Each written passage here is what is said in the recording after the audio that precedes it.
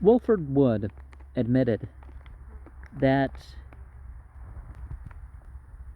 no one can really depict Jesus.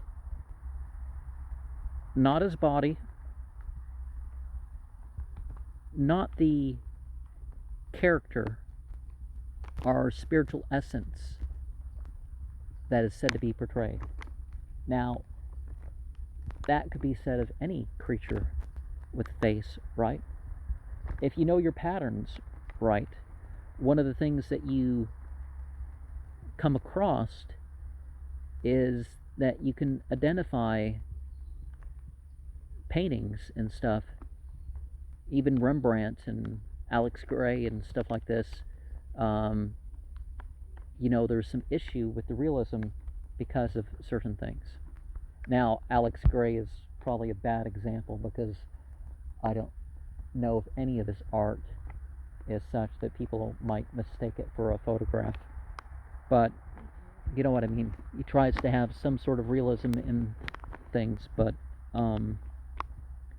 it's more structurally symbolic, and it's like X-rated paintings and some interesting stuff like that, right? Now, Wilford C. Wood's painting of Jesus was something, "This do ye in remembrance of him, lest we forget."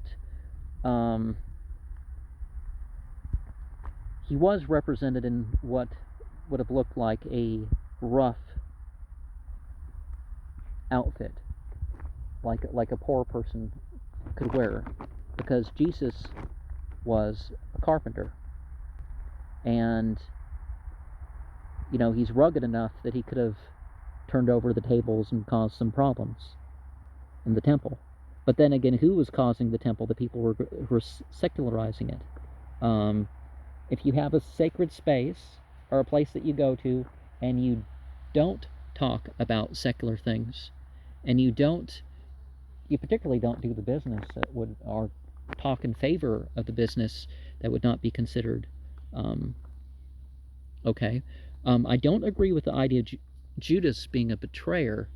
Judas being taken up instead of Jesus, there's more evidence in that direction that's more likely to have been how the story really went down. But a lot of the other stuff that wasn't included in the Bible indicates that Judas would have been chosen to set the stage to control what was going on.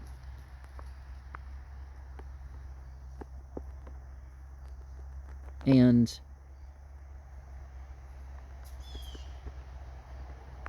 there's something about an individual, particularly a Christ, an Emmanuel, a Messiah, that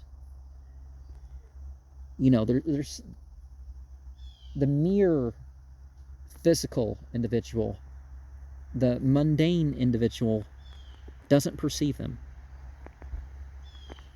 And it's said that Joseph was of the best, was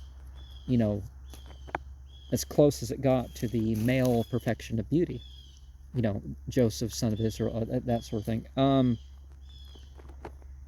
And of course, a Christ would have been the elder, the top elder of the spiritual community that they were over. And their decision, their greatness, their vision, their character comes from the one that sent them. Every Nabi, every Rasulullah, every apostle of God, every Amnual, every Christias, every Masjid, their understanding, their knowledge was based on what they were appointed and ordained to do. And they were thus appointed because they could delegate properly.